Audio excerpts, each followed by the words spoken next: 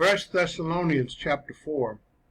Months and months, years ago, I tackled 1 Thessalonians 4, 13 to 18 because so much came up that I couldn't figure out. Everybody had their own point of view on the thing called the rapture.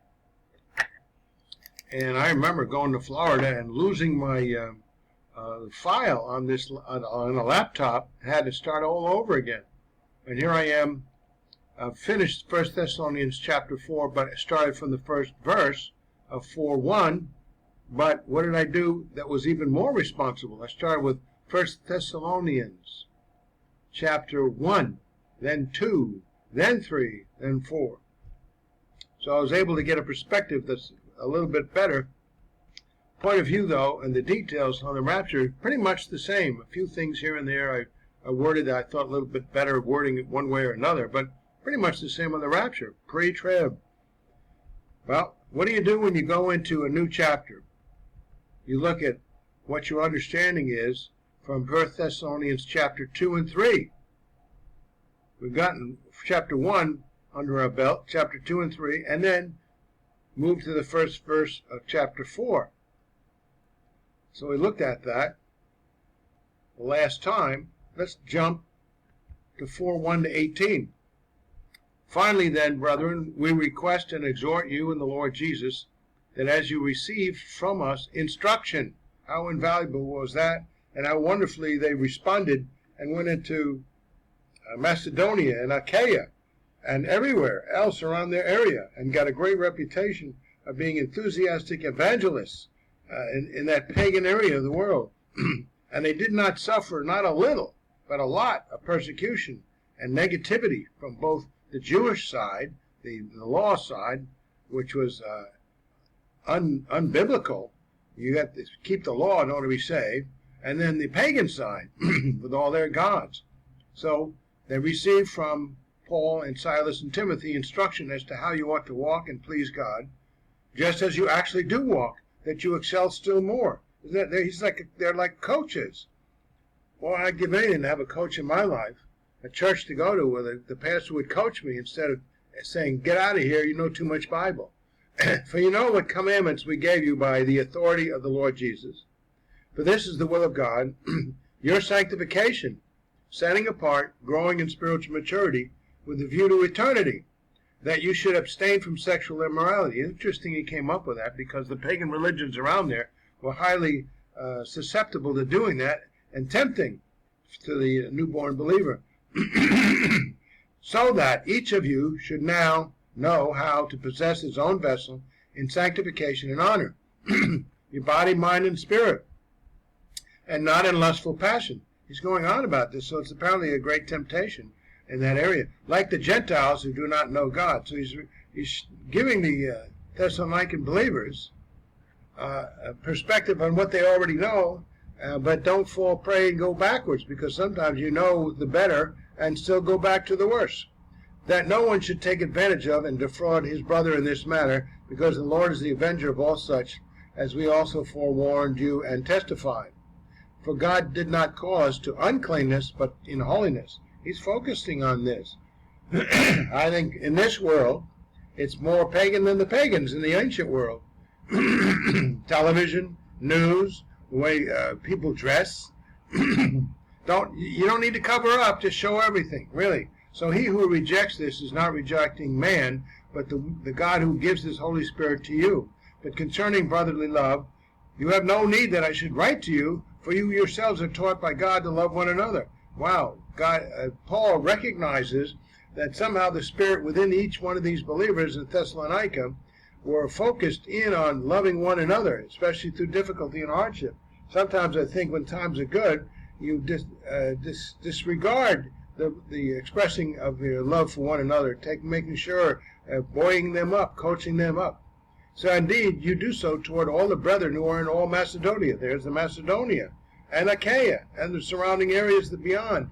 But we urge you, brethren, that you increase more and more, and that you also aspire to lead a quiet life, to mind your own business, and to work with your own hands as we commanded you. Now I have a little list every day, and on that list is keep your mind set on eternity. You're not going to be very much longer in this temporal life. even if I live to be 150 years, which is doubtful, you still, the eternal life, the longevity of that is far greater than the few extra years people might say, well, he lived to be a long, older person. So that you will behave properly toward outsiders and not be in any need. But we do not want you to be uninformed, brethren, about those who are asleep, your brethren who are asleep, who have died, so that you will not grieve as do the rest who have no hope. What's he getting at? For if we believe that Christ died and rose again, even so God will bring with him those who have fallen asleep in Jesus, those who died already. They're going to be resurrected. For this we say to you by the word of the Lord, that we who are alive and remain in mortal bodies, alive physically, until the coming, in the Greek it's parousian, the appearing. He's going to appear of the Lord, will by no means precede those who are asleep. So, this will be explained, for the Lord himself will descend from heaven with a shout, and with the voice of an archangel, and with the trumpet of God, and the dead in Christ will rise first. So your brethren who have died, since died, some of them martyred. Then we are, who are alive, that's us, and remain, if I'm still alive, will be caught up together with them in the clouds. Oh, okay, so you're going up? He's not coming down to the earth. You're going up to meet him in the clouds, to meet the Lord in the air, and so we shall always be with the Lord. Therefore comfort one another with these words. Interesting. 1 Thessalonians 1:10 says, thereafter we are going to escape the wrath of God, and thereafter we will be with him. So that's the beginning of that. So far that hasn't happened. So all these believers in Thessalonica, first century, are dead in Christ. And they're waiting for their resurrection body to be raised and meet with him in the clouds. So, let's go to the first 8 verses. We have some manuscript evidence in forewarned, as also you walk, and other manuscripts say do not have this phrase. The shorter reading is not original on 2 counts. First, its documentary attestation is far inferior. Okay, over here, to that of the Westcott Hort, Nessel Aland, and UBS readings. So a shorter reading omitting the phrase. And second, the phrase was evidently deleted by some scribes who considered it clumsy, obtrusive, or extraneous. You know, even when you have the very, very holy and set apart before God job of copying the Bible, the original text, you still want to do some editorializing. And the human mind is amazing. And also for 1 Thessalonians 4:3, most manuscripts, Paul asked the Thessalonians to abstain from porneus. But since porneia could mean fornication, prostitution, or any kind of sexual immorality, some scribes added every, so as to give the broader sense, every kind of illicit sexuality. Well, we don't need that. We get the point. To do one is to do the other. Commentary on 4:1-8. In Thessalonians 4:1-2, which reads, go back and read it if you have forgotten what it says. Finally then, brethren, we request and exhort you in the Lord Jesus that as you receive from us instruction as to how you ought to walk and please God, just as you actually do walk, it's commending them for the work, that you excel still more. For you know what commandments as we gave you by the authority of the Lord Jesus Christ. So 4:1-2, author and apostle wrote, which we just read, Paul had commended the believers of Thessalonica in chapters 1-3 for their reception of his instruction and the response to it as to how they ought to walk and please God, to which he referred to in 1 Thessalonians 4:1-2, just as you actually do walk. Then he exhorted them that they still excel still more. Everybody thinks, well, I'm doing a great job. Well, okay. And what does Coach say? What does the Holy Spirit say? And keep on going and do more. Because the standards of the world are so low that you think you're doing great. So, take a look at 1 Thessalonians 3:10-13. See, Paul overlaps. He says something and turns around next chapter. These are chapter headings, actually, added later. And repeats it. Repetition is the art of learning and following God. as we night and day keep praying most earnestly that we may see your face and may complete what is lacking in your faith. Now may our God and Father himself and Jesus our Lord direct our way to you, and may the Lord cause you to increase and abound in love for one another and for all people, just as we also do for you, so that he may establish your hearts without blame and holiness before our God and Father at the coming of our Lord Jesus with all the saints. Overlapping and enhancing it. Then in 1 Thessalonians 4:2, Paul reminded them, for you know what commandments we gave you by the authority of the Lord Jesus, emphasizing how important it is that they realize, and that's you and I as well, that their instruction comes through Paul, from whom? The Lord Jesus. Evidently answered to those who contended that Paul's authority ended with himself, that his claims to represent God were not true.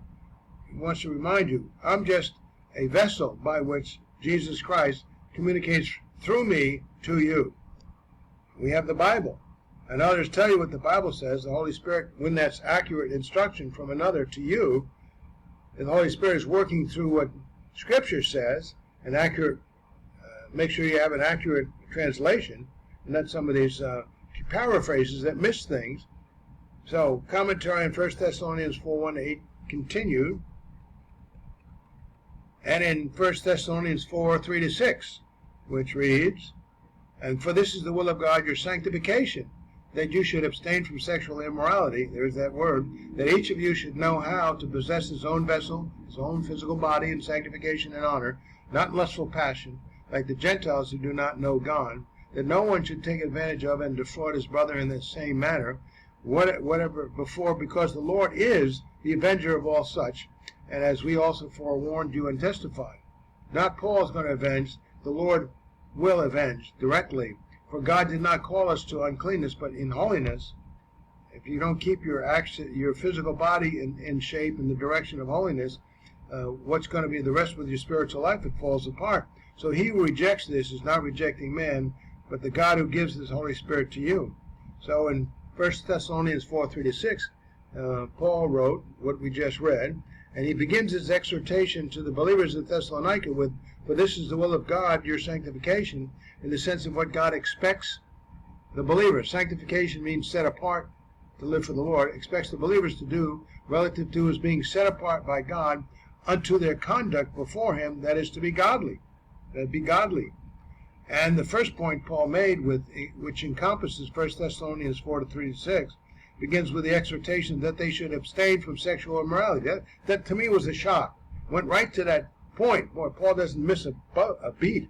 Whereupon Paul writes that each of them should know how to possess his own vessel in sanctification and honor to God, not in lustful passion like the Gentiles who do not know God, which surrounded these pagan believers, or formerly pagan believers.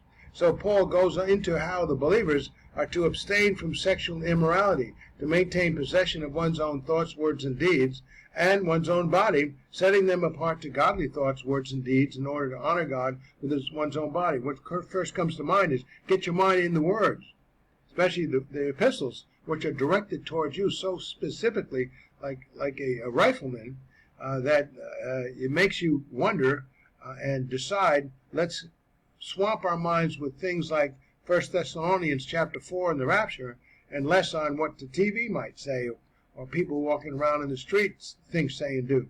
So not dwell upon or act upon lustful passion like the Gentiles who do not know God.